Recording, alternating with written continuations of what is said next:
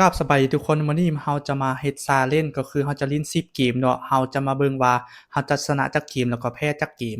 โดยการโซโล rank เนาะทุกคนตอนนี้ข้อยอยู่ที่ตำนาน5เนาะและบ่มีจักดาวเราจะเริ่มจากจุดนี้เลยมาเบิ่งกันว่าถ้าครบ10เกมแล้วเราจะชนะจักเทื่อแล้วก็แพ้จักเทื่อจะได้ดาวอยู่บ่รอช้าจังหวะนี้เราไปกันเลยเกมทำอิฐก็สามารถเก็บได้1ดาวเนาะทุกคนไปกันต่อเกมที่2กันเลยเกมที่2ก็คือค่อยจับซันมาเล่นคือเก่าเนาะตอนนี้ชนะไปอีกเป็นชนะ2แพ้0เกมที่2นี่ค่อยลิ้นซันแล้วก็เก็บ MVP มาได้ไปกันต่อเกมที่3กันเลยทุกคนเกมที่3ค่อยลิ้นคารีนาเนาะทุกคนและก็สามารถเก็บชัยชนะไปได้ตอนนี้ชนะอยู่3-0เนาะทุกคนไปกันต่อเกมที่4กันเลยเกมที่4ค่อยก็สามารถชนะมาได้แล้ววินเรทตอนนี้อยู่ที่4ชนะ4แพ้0เนาะทุกคน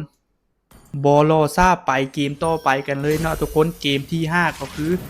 ค่อยแพ้เนาะทุกคนตอนนี้วินเรทอยู่ที่ชนะ4แพ้1เนาะทุกคน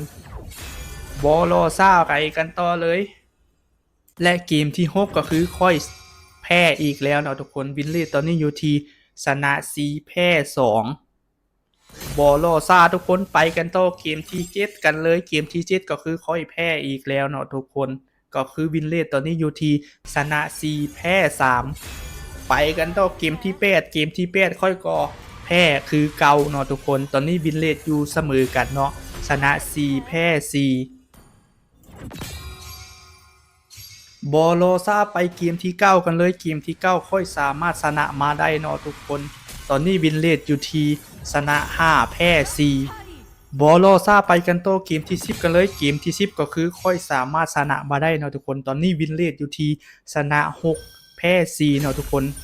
ลิ้นมาเกือบ5ชั่วโมง10ตาได้มาแต่2ดาวเนาะทุกคนโอ้โหเป็นอย่างที่โคตรจะเสียเวลาเลยจีมันส่งทีมกากๆมาให้ค่อยตลอดเนาะก็เลยแบบโอ้โหแบกบ่ไหวแพ้ไปขอบใจทุกคนที่เข้ามาเบิ่งพบกันใหม่คลิปหน้า